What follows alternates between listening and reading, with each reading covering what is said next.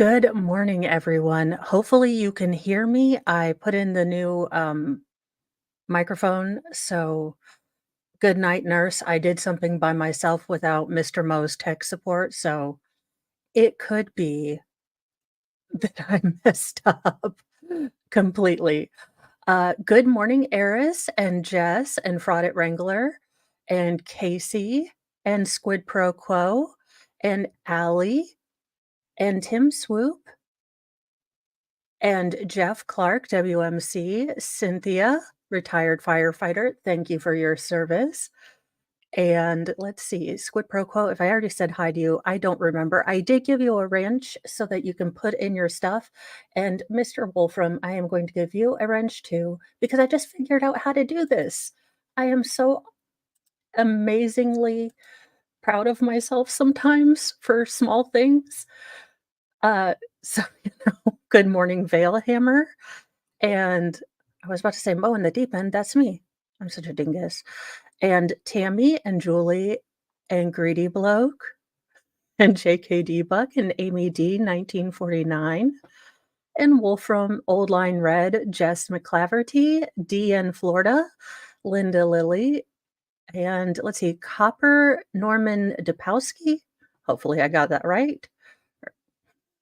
Possibly not. Iron Rabbit.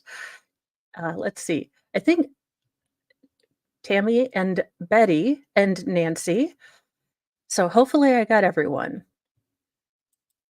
Oh no. Well, allegedly. Let's not take away my card just yet. Our first news story is one person was seriously injured in a terrifying fire near the Lincoln Memorial in Washington, D.C. Now, good morning, Cindy Lou. And I would just like to say that I was nowhere near the Washington Monument or Washington anywhere. So I know I have my issues with Lincoln, but I was in no way there. Good morning, Derek and Squab Bob.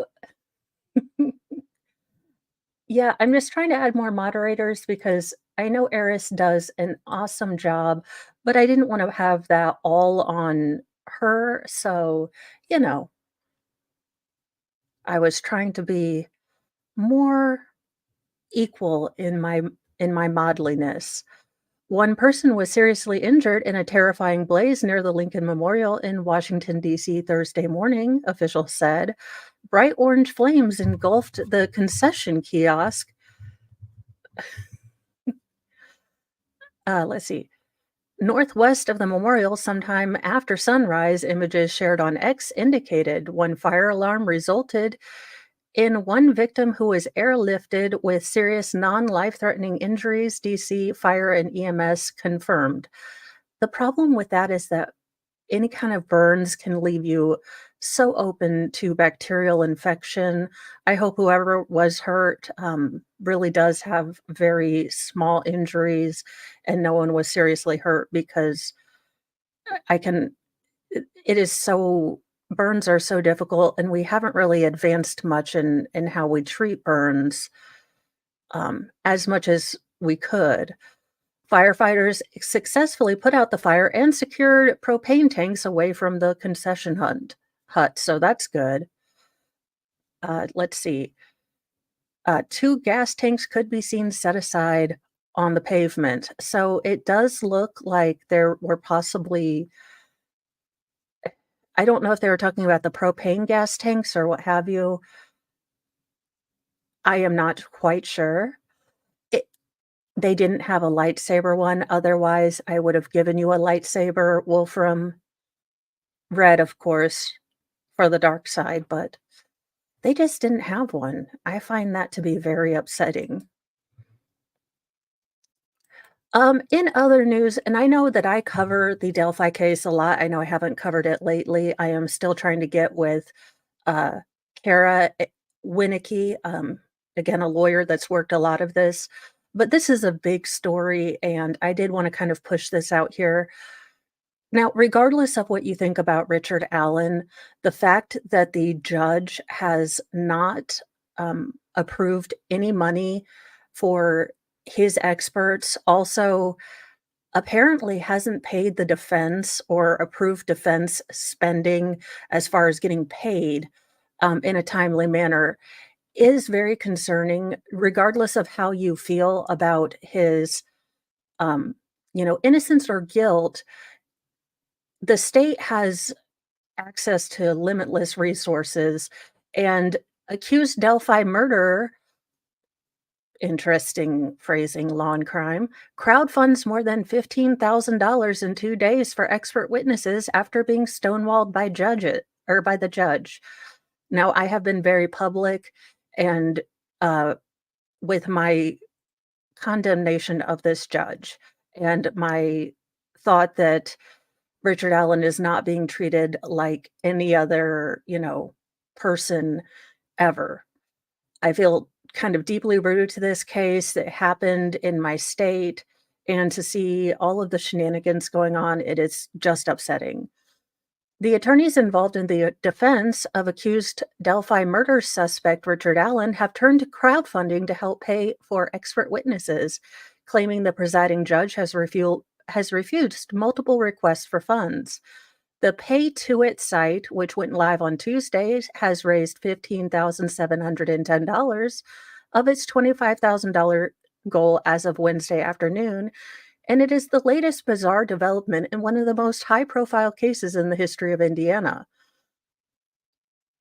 We kind of all know what the case is about, but Allen is facing murder charges in connection with the February 2017 slayings of Abigail Abby Williams, 13, and Liberty Libby German, 14, whose bodies were discovered in a wooded area just off of Delphi Historic Trail System.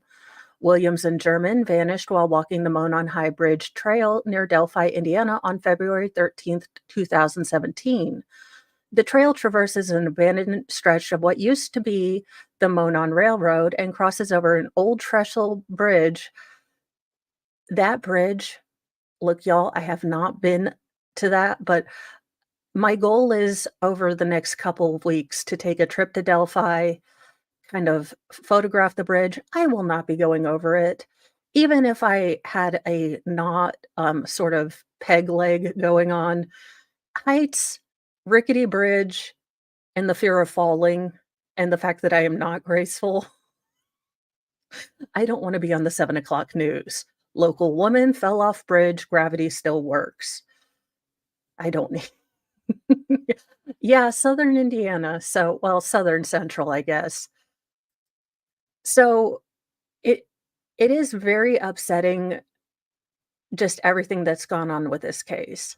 Public donations are being solicited to make the case a quote fair fight end quote because special judge Fran C. Gull, that thunder cow, has been denying the defense team's requests for funding and reimbursement, according to the defense attorney David R. Hennessy, who represents Allen's attorneys Brad Rossi and Andrew Baldwin in their own contempt case. In a statement to Indianapolis NBC affiliate WTHR, Hennessy emphasized that 100% of the funds will go towards paying for experts to consult or testify in court. Now, the big thing that these experts are going to go through or go for, from what I can tell at least, is the ballistics evidence. Again, ballistics is not 100%. You can say that a bullet is more likely to have come from this firearm than any other, but it is not a 100% fingerprint. And it has been presented as that, as such, in popular fiction, in forensic files. But defense attorneys are calling BS on that.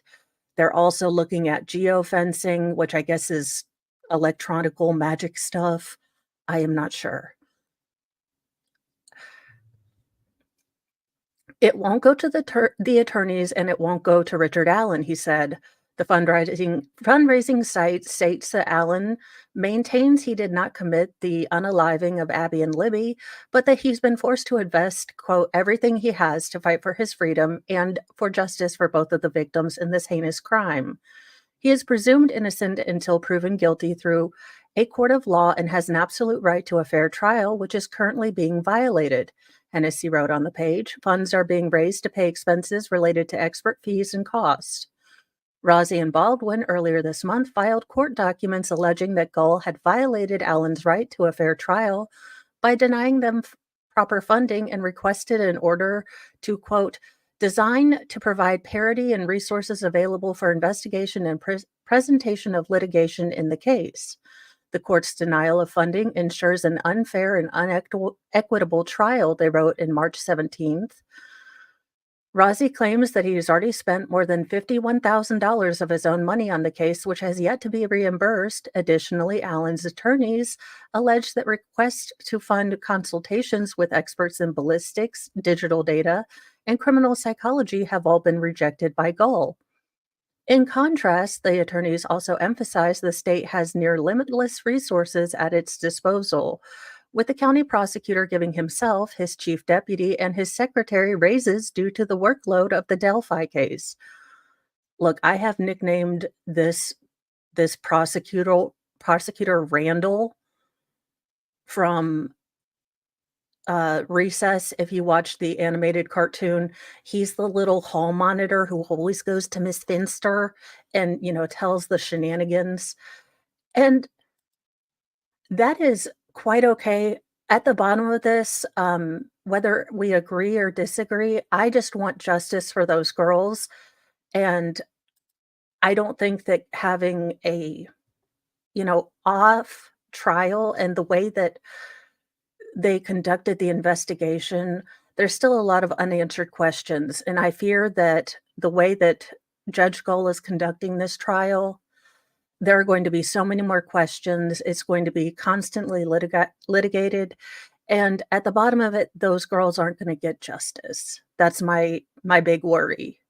But I also don't want, the state to have limitless things and then a judge can, just because she hates the defense, basically, say no to all the orders. But that's just from my point of view. And like I said, everyone has noses and opinions, and I don't want to tell you what to think. Y'all know what I think. Feel free to think all of your own thoughts. I am not one of those people that want you to think what I think. But the fact that the lawyer has had to spend his own money is ridiculous. And the fact that the prosecutor gave himself a raise when he has yet to turn over all the discovery, the trial's starting in May, and, allegedly destroyed evidence or didn't tell anyone about nothing. To combat the alleged disparity, Allen's attorneys have requested that Gull approve all of their submitted and anticipated funding requirements. If that request is denied, the attorneys asked that the state will be prescribed from calling such expert witnesses and in introducing evidence that would require the defense to call its own expert witnesses, or order Carroll County Prosecutor Nicholas McClelland to personally pay for such experts. Quote, it's unheard of, as far as I know, for defense lawyers in cases as big as this to not be paid by the court. Would not have their experts approved by the court. Professor Michael Osbrook of the Indiana University of Maurer Law School told Indianapolis Fox affiliate WXIN, it's probably a constitutional violation in motion. So if you feel strongly about this, there is a page where you can turn to help, him at least pay for experts on parity with the state. I don't know when that motion's going through. I know my friend is very busy working on a lot of things, so I will try to have her on when, both of our schedules line up and the moon is rising in Venus or something. In other news, don't take an upskirt model next to the Royal Monument in Thailand. A model is facing prison time for taking an upskirt or undies picture at the Royal Monument in Thailand. Why you would do this, I don't know, but okay. Also, am I the only one that finds this very disturbing? She looks like 7 in her face, and very wrong. A model is facing 5 years in prison for taking a quote unquote upskirt picture at the Royal Monument in Thailand. Pim Aptisara, 22, sparked fury when she posed in revealing clothing in front of the King Rama I statue in Bariam province on March 24th. And I apologize to the entire country of Thailand because I'm pretty sure I broke that up. In the picture, she was dressed in a short brown skirt with striped undies and a red top. The revered statue was in the background with the model captioning the image, "Please visit my city." That could be interpreted several ways. After posting the pictures, angry locals, fiercely protective of the country's royal history, called the police. Pym later posted a picture of herself paying respect to the statue to apologize, saying she wanted people to visit the city with the photo featuring the landmark, unaware of people's beliefs. Police Major General Rutafako Nyawart, something like that, commander of the Barium Provincial Police, ordered a search for Pym and summoned her to the region's top police station on March 25th. Pym admitted she took the photograph and shared it herself, not intentionally to tarnish the province's image. So there you go. She didn't mean to be disrespectful. She just didn't realize the angles, I'm sure. She said, quote, "Shortly after posting the pictures on my social media account, I received severe criticism from people. Some of them were targeting my parents, which was unacceptable as I didn't know what I did was not a crime. I did not think carefully about what I did. I have apologized and warned others to be aware when posting something involving people's beliefs and feelings." Pim explained that she normally dresses like this and felt that she wanted to promote her city with the landscape of the landmark, prompting her to take the photos. Because, everyone gets an upskirt photo next to the Lincoln Monument for some reasons. Dingus. Just a dingus move. Police Colonel Shamaris Sirianling, superintendent of a police station, said the young woman had been charged with, quote, "importing pornography into the computer system." The officer said after the photos were seen online, the investigation team identified the user. It was found that her behavior had affected the respect and beliefs of the residents, causing great anger. Therefore, she was summoned for an interrogation, admitted to all the charges of importing pornography into the computer system, with a jail sentence of up to 5 years, a fine of up to 100,000 baht or $4,000, or both, and public obscenity with a fine of 500 baht or $20. She was handed over to the prosecution case officer for further legal action. Thais are notoriously subservient to their monarchy and its history, a rigidly enforced lèse-majesté law. Leste? Look, something not English. I'm just gonna say I butcher English to begin with. Prevents anyone from criticizing or offending the royal family. So do not do that in Thailand. I'm sure it is fine to take pantsless photos next to Lincoln, though, because Uh, and these two look exactly like you would imagine they would look. A pair jailed after police chase in Norfolk Maze field ends in fatality. Now, I would like you to see this cornfield. They didn't put the cornfield up. Of course they didn't. They had a picture. Anywho, it just looks like they drove all through the cornfield like they had no idea what the heck they were doing. Again, not shocked faces. A man has been jailed for 12 years following a fatal crash involving police pursuit through a cornfield. A stolen Land Rover crashed into a Nissan Juke at Earsham in Norfolk on the 13th of August, killing Asato Mabalo Baldalan, 28, from Lowestoft in Suffolk. You know, I just realized this is from England because I was like, Norfolk? That's in Virginia. Kind of seems like I would know these people. but they're talking Norfolk in, the UK. So that's they're calling it maize over there now, not corn? Interesting. And I feel so sorry that someone lost their life.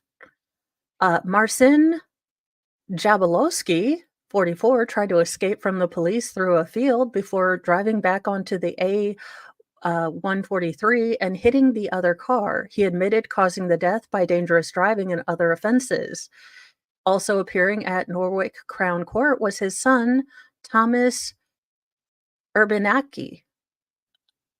The 26-year-old from Newmarket was a passenger in the stolen car at the time of the crash and was jailed for 2 years after admitting aggravated vehicle taking and burglary of commercial premises. The court heard how the car, which was stolen from Newmarket, had failed to stop for officers earlier in the day and was being chased by police cars and a police helicopter along the A143. Uh, Jablonski from Carlton Colville near Losecroft drove it off the road near Bungay or Bungay, maybe Bungay. Look, some of you people from UK are gonna have to help me, but I'm hoping into a field of 6-foot high corn. The police drove into the field but did not pursue the car through the crops. After driving back on the road, he lost control of the vehicle and crashed into a Nissan traveling in the opposite direction. Miss Mabalo Badali, who was driving it, passed away at the scene. The court heard Jablonski was at least twice over the legal limit to drive and had been disqualified from driving. Bungie, thank you. And good night, Fubar. I hope you have an excellent evening. It is it's an old English name. It comes from the Jablong, you know, aristocracy, and they add the ski just to make it harder for me to say. DNA evidence showed that Urbanaki had been present during the burglary, during which the keys to the Land Rover were stolen. Senior investigating officer, Detective Inspector David McCormick, welcomed the sentences and said the chase through the cornfield was, quote, almost something out of Hollywood. It wasn't just a few meters, they drove a good 1 or 2 kilometers in the field, causing a significant amount of damage to the corn. He also said that Miss Baldwin's family had experienced a tragic loss and they are angry. Yes, dumb's doing a dumb and they end up hitting an innocent person. It really is Veilhammer. Duct Tape and Holy Water Productions takes no responsibility for the fact that our host can't read.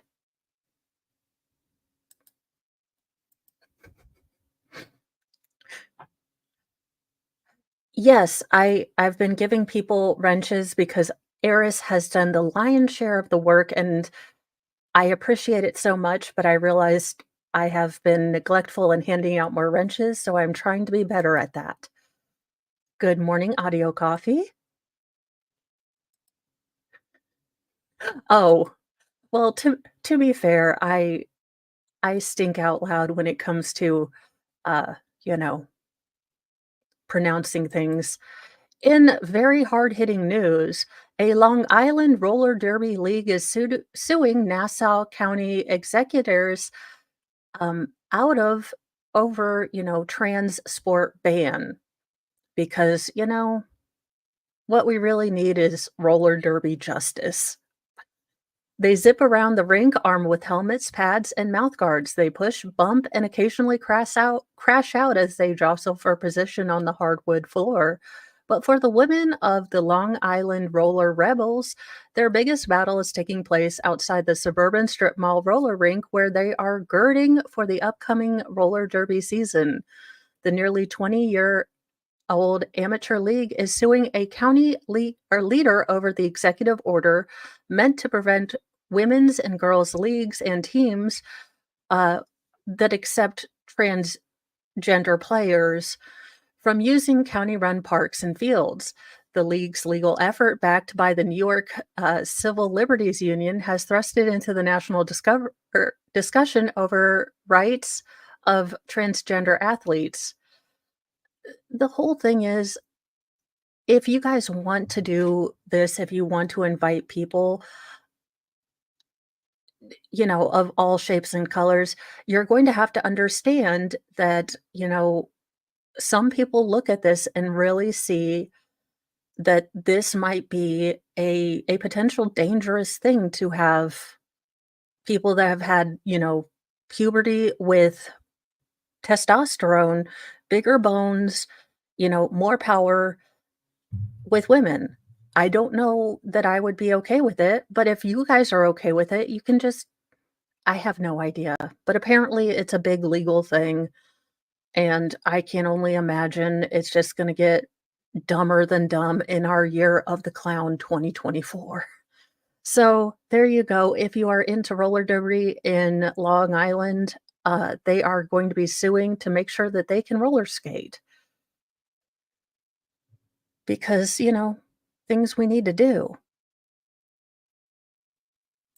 In other news, and I've read about this last night and I have all the thoughts, and I figured with yesterday, but conjoined twin Abby Hensel got married in a 2021 wedding ceremony. The former TLC reality star married Army vet Josh Bowling. The conjoined twin Abby Hansel is married.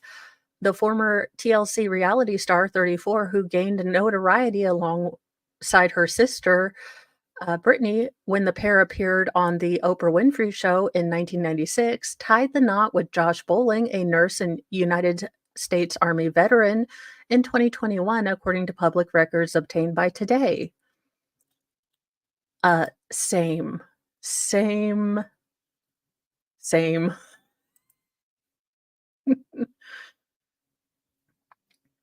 The Hensel's Facebook profile image appears to be a wedding image with the conjoined twins wearing a wedding dress while Bowling in a gray suit stands before them holding their hand. According to Today, the twins are now fifth grade teachers and reside in Minnesota, where they were born and raised. Bowling's Facebook page also features happy images of him with the twins enjoying ice cream and traveling together. Additionally, his X profile, which is linked to his Facebook accounts, reads Father, husband, veteran, and occasional gamer. People reached out to Abby and Brittany Hensel as well as Bowling, but did not get immediate response. Uh, the Hensels are dicephalous conjoined twins. Watch me learn and read English. Conjoined twins, a rare form of partial twinning with two heads side by side on one torso. They share a bloodstream and all organs below the waist. Abby controls their right arm and leg, while Brittany controls the left. During their Oprah appearance, the Hensels' lives were documented on a TLC reality series, Abby and Brittany, which followed them as they prepared to graduate from Minnesota's Bethel College and later traveled to Europe. Quote, people have been curious about us since we were born for obvious reasons, the twins said in the first episode of the 8-part series, according to ABC. But our parents never let us use that as an excuse. We were raised to believe we could do anything we wanted to do. At birth, doctors presented the possibility of separating the twins, but their parents, Patty and Mike, decided against the surgery after being told there was little chance that both could survive the procedure. How could you pick between the two? Mike said in a 2001 interview with Time. In the same interview, he also talked about the possibility of marriage one day for Abby and Brittany. At the time, the magazine reported that they are already asking their father about finding husbands someday. Knowing that other conjoined twins have married, he thought, why not? They're good-looking girls, they're witty, and they've got everything going for them except that they're together. Um, y'all, so does like one just put on what was that movie with you know, I love and I hope that they are having a happy marriage, but I could only imagine the absolute saltiness I would have if there was alone time needed and I had to put earbuds in. So I don't There's just a whole lot of questions that I wouldn't feel I would wanna ask, but not because that's terrible. Yeah. In other news, no. Just no, this looks like you're wearing underwears outside. Hashtag no. We already had a 70-degree day out here, and, I saw all the shorty shorts. We don't need this. We don't need this in our lives. Celebs turn to thigh-bearing 70s style micro shorts, into the hottest trend this spring. Hashtag no. Hot pants, Daisy Dukes, cutoffs, whatever you call them, micro shorts are back, but for some, it's their worst nightmare. Me. I know MC girl, like, you guys, if I ever met them, my brain would short circuit and the amount of, very dumb personal questions that would just pop out would be terrible. So, I'm a horrible he's either a very strong person or they're kind of just all married together in a throuple. But, I hope that he and the twin that he's married to are happy, and I hope that the other twin finds someone to be just as happy with them. I want both twins to be happy. I'm just not sure how all of that works, but I never passed geometry or math, really, so all the questions, I know. That's why I figured I had to put it in here because I figured chat would have all the questions. We need another TLC series. I need one now. No idea. I have no idea. The latest take on Kendall Jenner's panties as pants trend, the teeny denim trousers are projected to be the spring's latest hot trend if only New York would finally warm up. New York stylist Catherine Bilbao told the Post that the micro short boom is likely upon us with more brands and A-listers hawking the controversial garment, which she said is the must-have fashion piece. Dang it, I guess I will be out of the fashion loop again this year. You're welcome, because these hips don't lie, and the amount of forest fires that would come from the friction created by the I'm just kidding. Let's see. Micro short popularity went mainstream during the 70s disco due to the greater sign of liberation and women's freedom. Seen on many celebrities in the past, they are coming back because designers are offering a new take on the garment for the modern age. Well, God bless you if you want to wear sparkly underpants outside. I'll be wearing not that. And same, Tim Swope. I hope that they are both happy. I would just like the other twin to find someone she can be happy with, but I do have all the questions. I will be very honest with you. All the questions. On the spring-summer 2024 runways, skin-bearing shorts took center stage. So we are not gonna get away from this, underoos as outerwear kinda thing. Well, dang it. As I have a SpongeBob SquarePants, rectangle Midwest behind, I guess I'm out of the loop for yet again. Dang it. You know what's gonna happen now? All the moms, including me, are going to have a fight with girls about, "Are you sure you don't wanna wear Bermuda shorts? You know what's really cute? Capri pants." Because if you try to find a pair of shorts for, let's say, a teen girl that doesn't show the under cheek area, good luck and may heaven be with you. That's all I got to say about that. And, he's probably not invited to the wedding, even if he is the fiancé. My fiancé lost my $2,000 wedding dress. He put it on the roof of his car and sped off. Sir, you had one job. One. What the actual frock?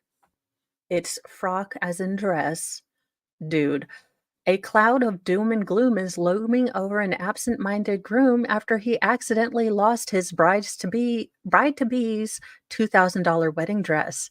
He blankly placed it on the roof of his car, then drove off onto the highway. The finery flew away and has yet to be found. I know. The last time we went to look for a formal dress, I asked the little helper girl. I'm getting to the age where I'm like, "Oh, she's so young. She's only like 20, 19." I was like, and I said, she's like, "What are you looking for?" And I said, "A whole dress. Do you have an entire dress that doesn't show like the boobular?" I was like, "Do you have a dress for a 15-year-old? I don't need people sending her ones. I don't need people, that I have to threaten with legal actions. Can we have that?" That's the dress that she paid $2,000 for? That's a sheet I could have sewn together when I was first learning. I'm still learning garment sewing. Quote, "We have unfortunately lost a potential wedding dress," announced the soon bride to be, Lindell Kane, a physiotherapy staffer from Allendale, South Australia, in a Facebook bulletin. "Tom stupidly left the package on the roof of the car," the 20 something continued of her fiance's flub. Kane did not immediately respond to the post request for comments. Moments ahead of the Gone with the Wind incident, the engaged pair was retrieving items from a storage unit in North Adelaide, per 7 News. Kane explained that she and the groom to be, Tom Mitten, were loading up his SUVs and putting a box containing her costly bridal frock on the top of the truck for fear it would be crushed by other packages. He then mindlessly sped onto a busy roadway. Ma'am, if you were there, ma'am, and you didn't keep track of the wedding dress and you expected him to keep track of it, sweetie, darling, pumpkin pie, come here. Come here, Punkily Poo.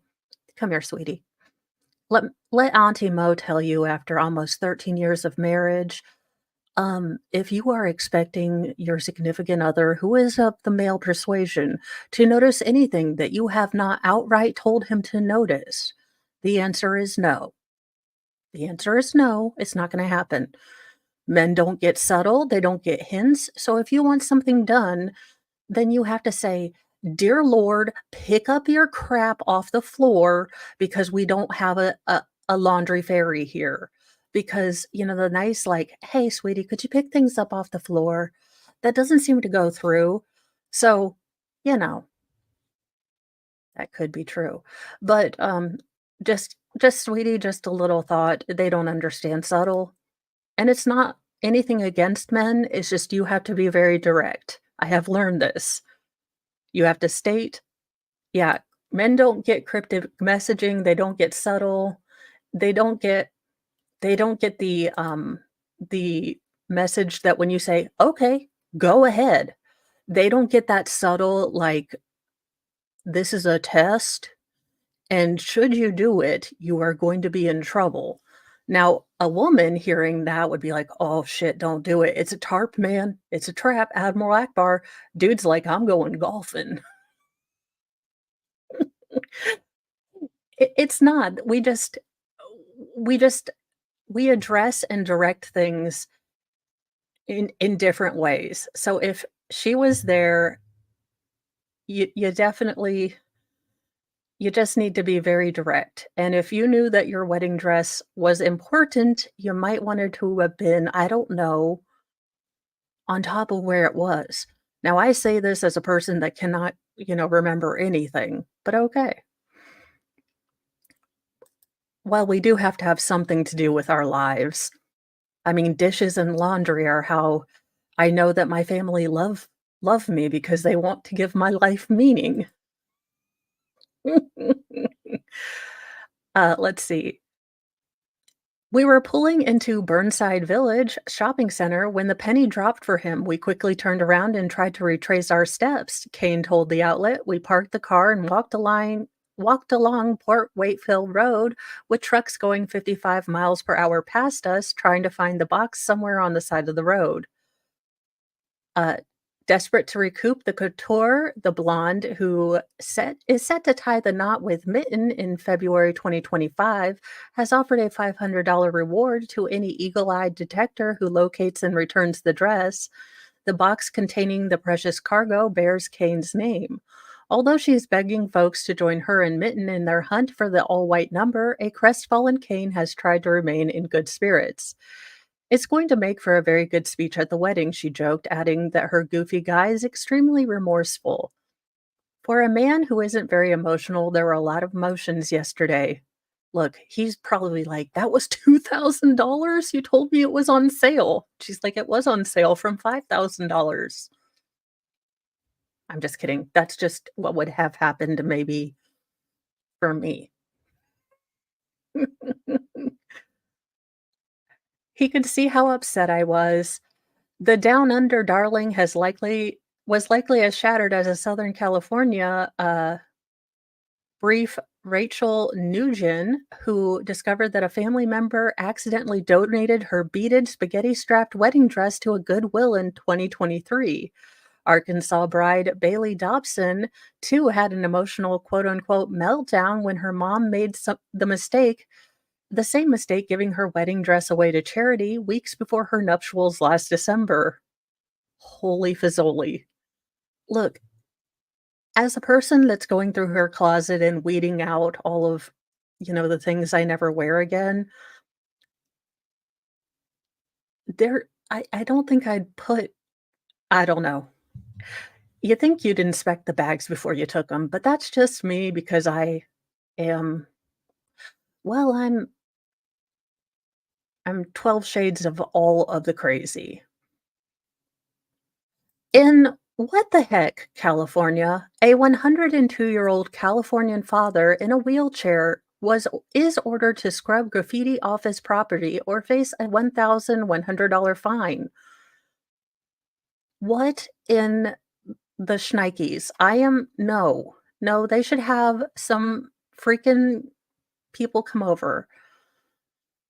A 102-year-old wheelchair-bound man was ordered to paint over his vandalized fence with his 70-year-old son or face a hefty fine. Victor Silva painted over the black and red graffiti on the back fence of his home he has lived in for the past 80 years after the city of Oakland implemented a March 19th deadline, according to KTVU. I just had a roller and a paintbrush and I painted it, Silva told the outlet.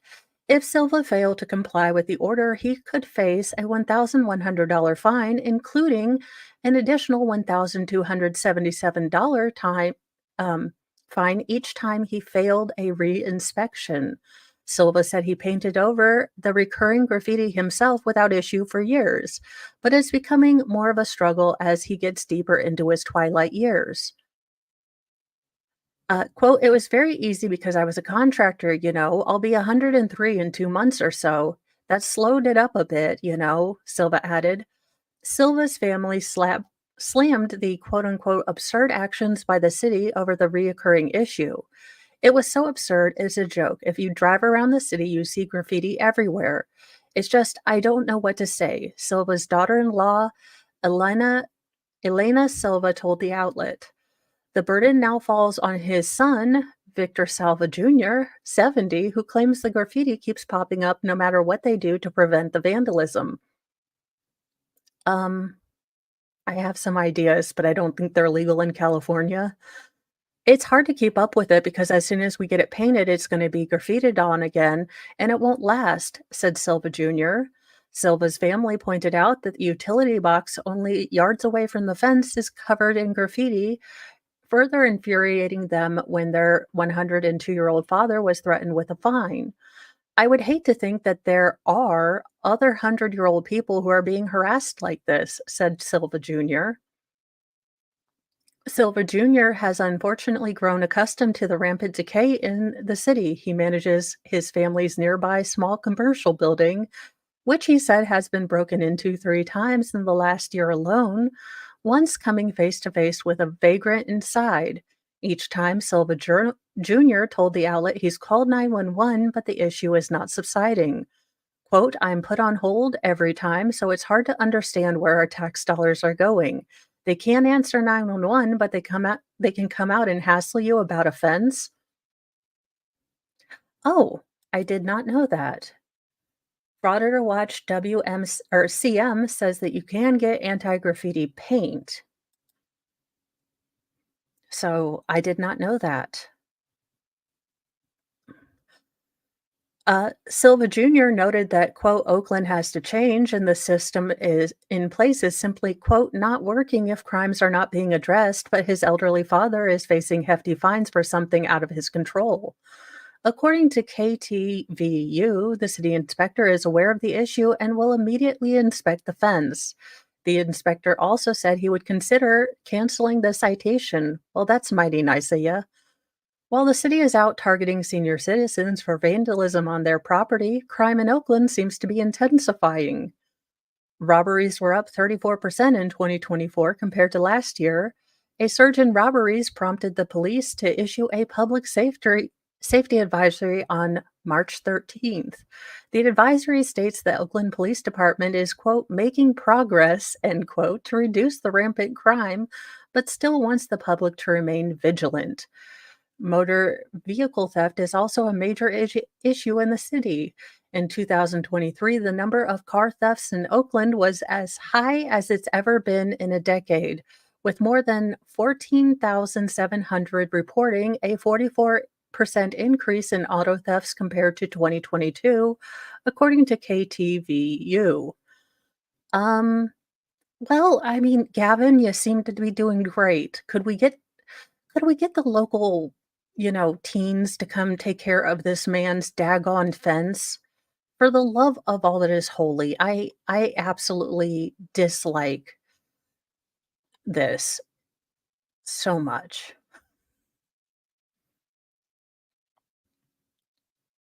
Hey, that's not a bad idea. Paint it with chalkboard paint. Actually, if I were him, I'd paint it with a middle finger and tell the inspector to bite me. But look, I may have dyed my hair red for a reason, and it wasn't because I was nice. If you want a new vacation spot for young children that other people haven't gone to, meet the families who have taken children as young as 2 to Everest Base Camp. You can go to Mount Everest with children. I think the youngest, most feral, would love it, but only if I carried him because his legs is tired about 3 minutes into a hike. When her daughter Arishka was 6 years old, Dimple Lahada took her to Everest Base Camp. The camp sits at an elevation of around 17,600 feet, where the oxygen concentration is nearly 50% less than it is at sea level. Winter temperatures can drop below freezing at night. The standard 80-mile hike from the town of Lukla to base camp and back is often attempted by athletes and adventure seekers over 10 to 12 days. It involves an elevation gain of more than 8,000 feet. Um, do you know how many times you would just hear, like, my legs hurt and I am tired? And did we pack snacks? My kids would be out like first mile. I am not kidding you. I'd have to carry like 3 backpacks for all the children and push a quad stroller. Dimple said that for 2 years before their trip in April, she and Arishka had been going on 5-mile walks near their home in Pune, India, and she decided her daughter was ready for the challenge. Quote, "Kids in general have a lot of energy," Dimple said, adding, I find it's the duty of parents to channel that energy in the right direction." When planning the trip, Dimple Googled whether small children had gone to base camp in the past, and she said she found a 4-year-old girl had indeed completed the climb. In fact, the Lahada family is one of at least a handful who have attempted the journey with young children in recent years. That's a no for me. Uh, A couple from Scotland made headlines earlier this year for having reached base camp in the fall carrying their 2-year-old. David Safara told NBC News he took his two children, Zara and Alex, there in December when they were 7 and 4. Chris and Cindy Matulis did the trek with their 4 kids in 2022 when Chris's job gave him 6 months off. Quote, "We really needed to seize the moment," said Cindy, who has traveled around the world with her family, now based in New Hampshire. She described the trip as the quote, "ultimate bonding time." Their youngest, Hazel, turned 2 during the trek. That isn't no. Tens of thousands of people journey to base camp each year, but anyone who isn't used to high altitude faces a risk of acute mountain sickness, according to Wilderness Medical Society. At elevations above 8,200 feet, reduced air pressure and low oxygen levels can cause headache, fatigue, nausea, shortness of breath. In rare cases, the condition can be life threatening. Dr. Scott McIntosh, I'm going to say McIntosh, a professor of emergency medicine at the University of Utah and a member of the Wilderness Medical Society, said that the added weight of carrying a toddler could make parents more vulnerable to acute mountain sickness. Small children may also have trouble vocalizing if they're struggling or in pain during a trek, and cold temperatures, even more than the altitude, can be a main challenge for them. Quote, "Usually young kids, especially in the age of 2 to 5, don't have experience in the outdoor like their parents might. So that could get young children or families into trouble if they're not prepared for adverse weather." Dimple Lahada, who did the trek with Arishka as part of a mountaineering group, said she contacted the group for advice about whether a 6-year-old could handle it. They were like, "Generally, we do not suggest children less than 12 years of age do it, but we can try," she said. To gauge Arishka's interest, Dimple said she showed her YouTube videos of the climb. She was all excited, although she's too young to understand the importance of it, but she had given the go ahead, Dimple said. You do not look, that's like asking my youngest, most feral, if he'd like an M80. Of course he'd love an M80. That doesn't mean I'm going to give him one. He's, hey, we're going to go play with Tannerite. No, no, you don't. I mean, it seems like a lovely experience for children who are older, but I do think that the medical doctor did say something right about kids not being able to verbalize when they're not feeling good. So they might get fussy or things like that, but they can't tell you, "Hey, I can't breathe right, I don't feel good." They'll just say they have a tummy ache or something like that. It's their family, they can make the choice. I would not be making it, but they must have weighed all of the things and figured out it was okay for them. I don't know. I'm not physically able to do it, but uh, on the trek, she said Arishka needed breaks every 15 to 20 minutes, so the duo often trailed behind the group with a guide. But Arishka enjoyed crossing the high cable bridges and witnessed her first snowfall, her mother said. Other trekkers who we met on the way all took inspiration from Arishka, Dimple said. They were like, "If a girl as young as her can do it, we certainly can do it." They made it to base camp in 8 days. The Matulis family took it more slowly, ascending over 19 days, starting from a mountain town at a lower elevation than the traditional starting point in Lucala. The journey had some setbacks, Cindy said. Carrying Hazel was sometimes a struggle, especially on a day when rain created slippery mud on the trail that rose to their knees. "I was absolutely miserable," Cindy said. "I had Hazel and I had to be so careful. It was so hard. I ended up crying that day. I was just like, I can't do this anymore." At another point, she said their son, Hobie, what is this name? Hobie, Hobie. Then, age 11, hit his head and had to be examined by a medic. Henry, who was 9 at the time, got a fever, and Haley, then age 6, developed a deep blister that briefly prevented her from walking. This sounds like all reasons not to do this with young children. Then there was the day that Cindy noticed blood on her shirt while carrying Hazel. I was thinking, "Oh my gosh, there's something wrong with Hazel. Did her leg chafe in the baby carrier? Did she get cut on something?" It turned out the blood was coming from a leech on Cindy's stomach. This is not what in the actual leech infested it, none of this is making me want to hike. Yeah, MG, these are all not so subtle signs that you're not supposed to take your kids to Mount Everest. At another point in the trip, she said the whole family pulled leeches off their feet. Still, Cindy said you don't have the distractions of cleaning your house or technology. No, you're just deleaching yourself and dealing with, possibly, big old blisters and a fever and a concussion. Why not? You could do that not on a mountain. You could, walk in local and national parks. We have a bunch of them. You're just in nature, walking and talking. You learn so much about your kids. Now, she added, her children are proud of what they accomplished.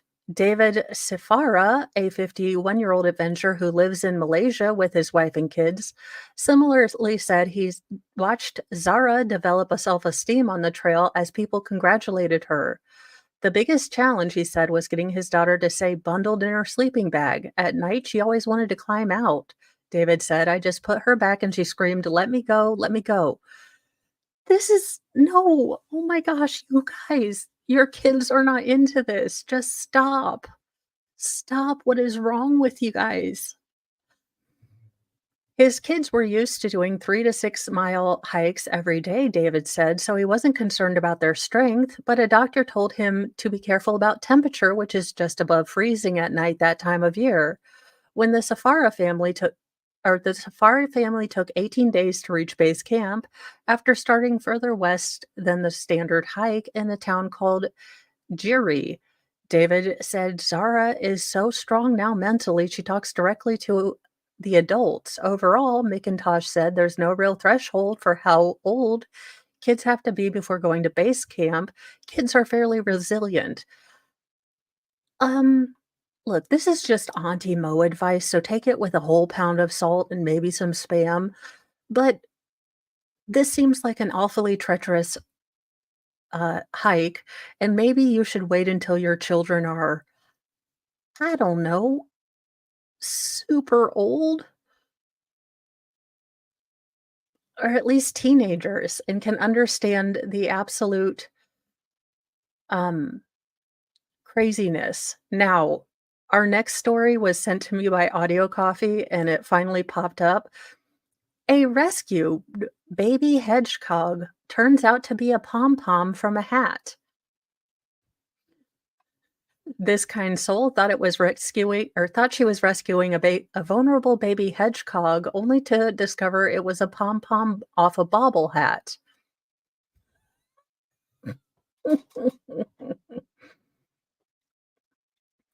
A Cheshire, England woman rescued what she believed to be an abandoned baby hedgehog and took it to a local animal hospital, where the veterinarians told her she had actually rescued a pom pom from a beanie hat. Things that could only happen to Mo, only it didn't. The Lower Mosswood Nature Reserve and Wildlife Hospital said in a Facebook post that the quote unquote kind soul rescued what she thought was a very shy baby hedgehog and took it home. She brought it to the animal hospital the next day, concerned it hadn't moved or pooped all night. You didn't pick it up, ma'am? I mean, I am flighty, but even I would have said, hey, we'll poke it with a stick. Veterinarian Janet Coetzee told The Independent.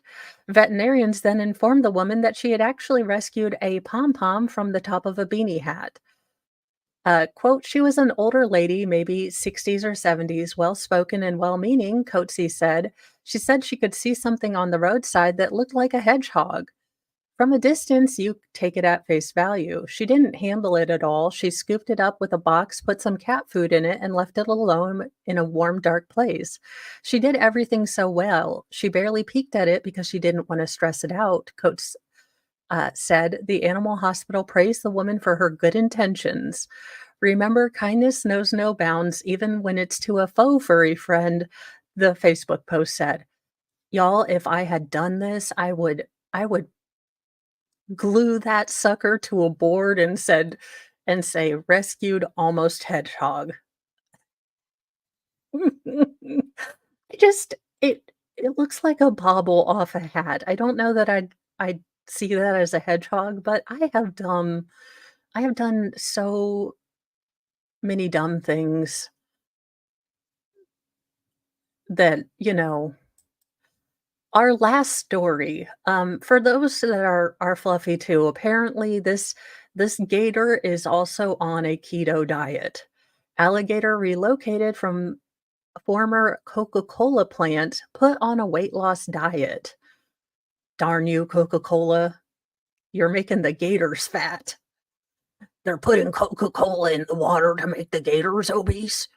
I mean, at least we haven't gone down that one.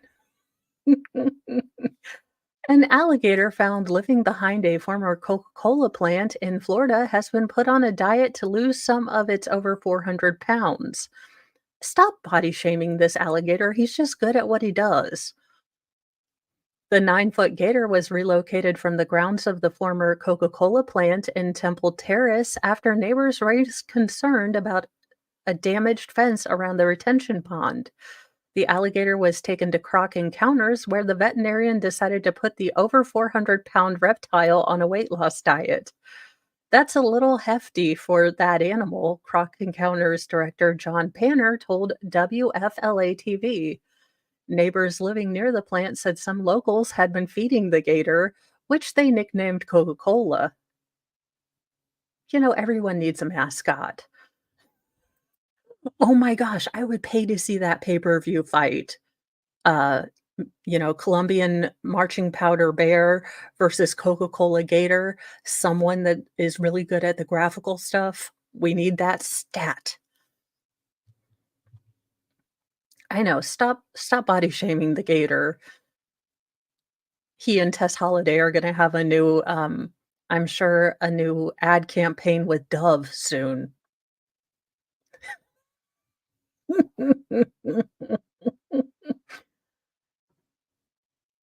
The Goliath gator was reportedly served lunch meat and hams by the nearby residents, possibly Twinkies. Let's be real. Panner said the alligator's new diet will be more suited to his species. All of our alligators get a mix of a pellet diet, he said. We also feed fish and we also feed chicken. We'll do that on a regular basis and hopefully he'll slim down a bit.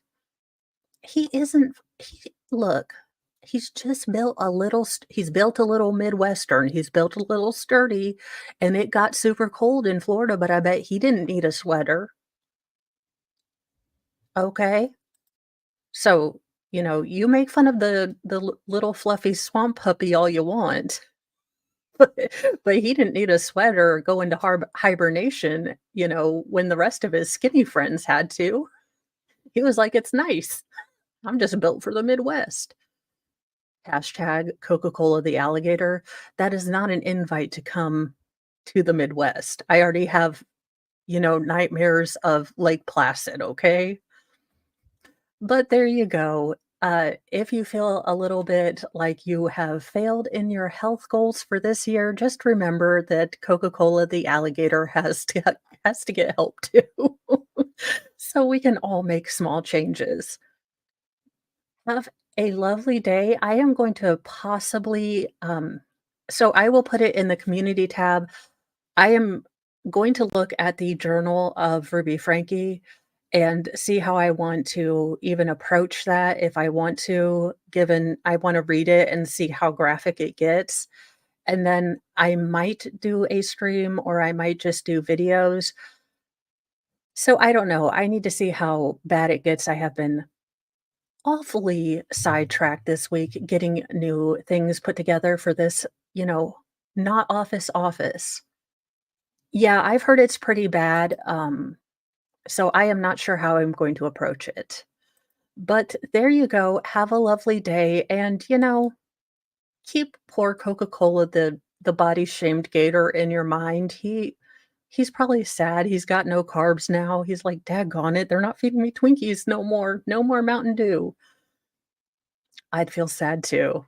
Bye, guys.